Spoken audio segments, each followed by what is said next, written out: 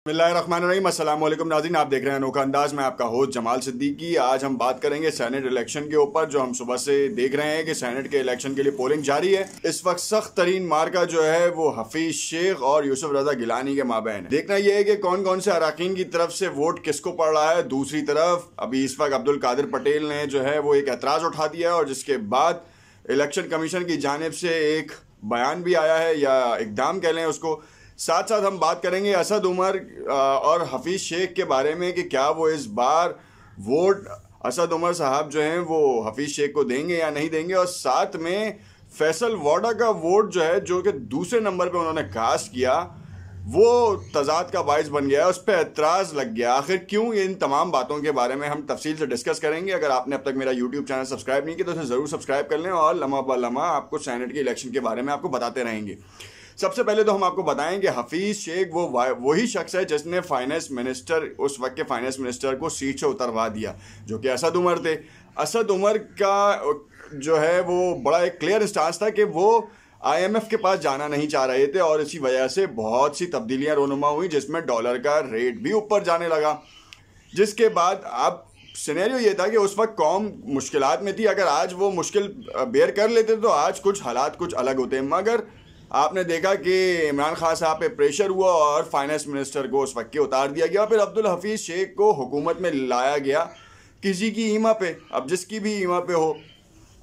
Peoples party के दौर में भी अब्दुल हफीज शेख जो है फाइनेंस मिनिस्ट्री की पोस्ट पे रहे हैं, फाइनेंस के निज़ाम संभालते रहे हैं।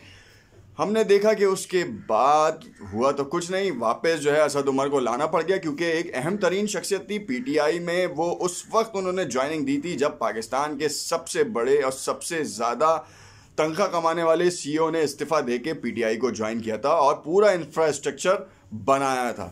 असद उमर की काविशें बहुत ज़बरदस्त हैं। जैसे जहांगीर तरीन ने पैसा लगाया था, इसी तरीके से असद उमर ने जो है वो इंफ्रास्ट्रक्चर बनाया था और पार्टी की लीडरशिप को बड़ा एतमाद हासिल था, मगर जो उनके सख्त इकदाम ही उनको कुर्सी से गिरा गए। खैर, इस वक्त सवाल ये उठ रहा था कि असद उमर साहब अब्दुल हफीज शेख को वोट देंगे या नहीं देंगे सेनेट के लिए। तो ये बात तो हमारी छठी हिस्स ये कहती है कि ऐसा पॉसिबल नहीं है। असद उमर जो हैं वो अब्दुल हफीज शेख को नहीं देंगे, शायद वोट ज़ाया कर दें। यूसुफ रजा गिलानी को दें या ना दें, मगर वो अपना वोट शायद इस हवाले से ज़ाया कर दें। दूसरी बात जो हम बहुत ज़्यादा चल रही है फैसल वाडा के हवाले से कि रात में इस्तीफ़ा दिया और सुबह वोट दे दिया था। How is this possible? जब बंदा सीट पे ही नहीं था तो उसने वोट कैसे कास्ट कर दिया? फिर एक बयान सामने आया है कि स्पीकर ने जो है उनका इस्तीफ़ा मंजूर नहीं किया। जब इस्तीफ़ा मंजूर नहीं किया तो सेनेट की टिकट पे उन्होंने वोट कैसे कास्ट कर दिया? अब बहुत सारी चीज़ों का लुब्बे लुबाब ये है कि इस वक्त इलेक्शन कमीशन के पास दो एतराज़ आ चुके हैं। एक इनका आया है फैसल वाडा का, और दूसरा अब्दुल कादिर पटेल का आया है। जब एक उम्मीदवार इलेक्शन कास्ट कर रहे थे तो इलेक्शन कमीशन का अमला लाइट सही करने के बहाने उनके करीब जा पहुंचा। अब्दुल कादिर पटेल ने एक इल्ज़ाम आयद किया कि ये वोटरों के वोट चेक कर रहा है कि किस पे किसने क्या वोट लगाया है, और ये तो धांधली है, ये तो गलत है। इस अमल के बाद इलेक्शन कमीशन ने तमाम पोलिंग अमले को वोट की जगह से दूर कर दिया और उन्होंने डिस्टेंस बरकरार रखने की हिदायत जारी की है और कहा है कि किसी भी तरीके का शक व शुबा ना रहे, शकूक व शुबात से आरी रहे ये पोलिंग, और इसमें जहां तक मुमकिन हो सके वोटर की मदद की जाए अगर वोटर को किसी चीज़ की ज़रूरत होती है। अब्दुल कादिर पटेल का ये एतराज़ था। फिर उसके बाद एक टीवी चैनल पे वीगो और V8 की कहानी मंजर आम पर आई कि कल रात में वीगो की पिछली हुकूमतों में चलता रहा होगा, मगर इस वक्त V8 पैसों से भरी V8 जो है इस्लामाबाद की सड़कों पे घूमती नजर आ रही थी और कहा जा रहा था कि पैसा इधर से उधर होता जा रहा है।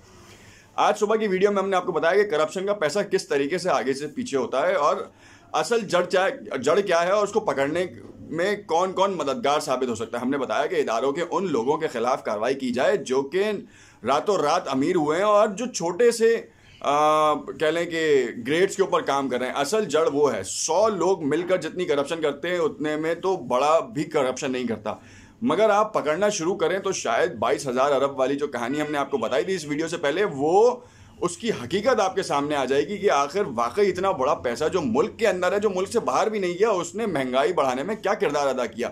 क्या आपको हमने ये भी बताया था कि घरों की कीमतें हों या फिर महंगे महंगे रेस्टोरेंट्स हों, जो चीज़ जो 100 रुपए की मिलनी थी वो 400 रुपए की हो गई और 400 रुपए की खरीदने वाले भी मौजूद हैं। आखिर ये कैसे इतनी ज़्यादा महंगाई हो चुकी है? जो हलाल कमा रहे हैं उनके लिए तो 100 रुपए वाली चीज़ खरीदना मुश्किल है, तो वो 400 रुपए वाली चीज़ क्या खरीदेंगे?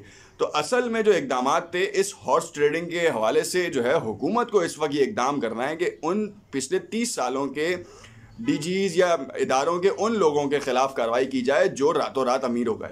आखिर उन्होंने कौन सा, उनके आबाओ अजदाद ने जो है ना वो सोने की जो है ना पोटली जो है ज़मीन में गाड़ी हुई थी कि घर खोदा और वो पोटली निकल गई और अमीर हो गए। और एफबीआर ने क्यों उनके ऊपर कोई एक्शन नहीं लिया? एसबीबी की मॉनिटरिंग टीम ने आखिर ये क्यों नहीं अपडेट किया कि अगर किसी अकाउंट में रातों रात करोड़ रुपया गिरता है या 10 लाख रुपए गिरता है तो क्यों उसके ऊपर एक्टिवनेस शो नहीं की? आप ये देखें कि 50 लाख से ऊपर जो है ना ऐसे अकाउंट्स हैं जो कि जिनमें करोड़ों रुपए पड़े। आखिर ये तो पता किया जाए कि अगर उनका बैकग्राउंड चेक किया जाए तो आपको पता चल जाएगा कि करप्शन की जड़ क्या है। अगर इन लोगों के ऊपर आपने सख्त एक्शन लिया तो आगे आने वाली नस्लें आपको दुआएं देंगी और किसी की हिम्मत नहीं होगी कि वो करप्शन कर सके और उन लोगों को सपोर्ट कर सके जो कि करप्शन के लिए आते हैं, सीटों पर बैठते हैं, हुकूमती नुमाइंदगान भी बनते हैं।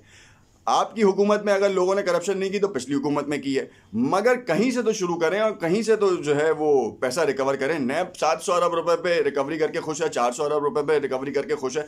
ये तो कुछ भी नहीं है, ऊँट के मुंह में जीरे वाले मुतरादिफ है। एक डैम बनाने के इस वक्त आज की तारीख में 1000 अरब चाहिए। कहाँ से बनाएंगे आप डैम? और आप जो बजट में से पैसे निकाल रहे हैं उसमें तो आप 10 साल तक भी जो है डैम नहीं बना सकते। आप इंडिया को देखें, 300 डैम बना दिए, आपने 4 डैम बनाना आपके लिए अजाब बन गया है। कभी आप जो है वो सूबों के ऊपर ले जाते हैं, कभी कहीं ले जाते हैं। खुदारा इन चीज़ों के ऊपर काम करें ताकि मुल्क जो है वो तरक्की की राह पर गामजन हो सके और आपको दुआएं मिलती रहें। हो सकता है कि आपको अगला इक़्तिदार ना मिले, मगर आज के इन इक़दामों की वजह से आपको अगले 20 सालों में लोग दुआएं दें कि आपकी इन कामों की वजह से करप्शन रुकी है। करप्शन रोकने का सबसे बड़ा जरिया यही है। आपने देख लिया ये सेनेट के इलेक्शन में अगर हॉर्स ट्रेडिंग हो रही है या जिसकी बातें बाज़गश्त हो रही है कि V8 घूम रही है या पिछले दौर में जो है वो वीगोज घूमती थी, इन तमाम के ऊपर पाबंदी और रोक टोक लग जाएगी। आखिर जब ये घूम रही थी तो सिक्योरिटी इदारे कहाँ थे? उन्होंने क्यों नहीं चेक एंड बैलेंस किया कि इतना पैसा ट्रांजैक्ट हो रहा है इधर से उधर, कोई पकड़ने वाला नहीं है? क्या एफबीआर इस मौके पे जब उसे पता था कि इतने अहम लोगों के पास से कुछ चेंजिंग होगी तो क्या वो monitoring, surveillance team, vigilance team जो है वो डिप्लॉय नहीं कर सकती थी? सब हो सकता था मगर नहीं किया गया। क्यों? क्योंकि सबकी शमूलियत थी, सब जो है वो इसमें मिले हुए थे और सारे गंगा में नहा रहे थे। अब वो गंगा जो है वो पैसों की थी या पानी की, अब फैसला आपका है। कमेंट में अपनी राय से ज़रूर आगाह कीजिएगा और हमें बताइएगा कि हमारा तज्जिया आपके लिए कैसा रहा। और अभी आप देखते जाएं, आपसे 3 घंटे बाद जो है वो रिज़ल्ट का इजरा भी होगा, तो हालात क्या कहते हैं वो आप सबके सामने आ जाएगा। देखते रहिएगा अनोखा अंदाज। शुक्रिया।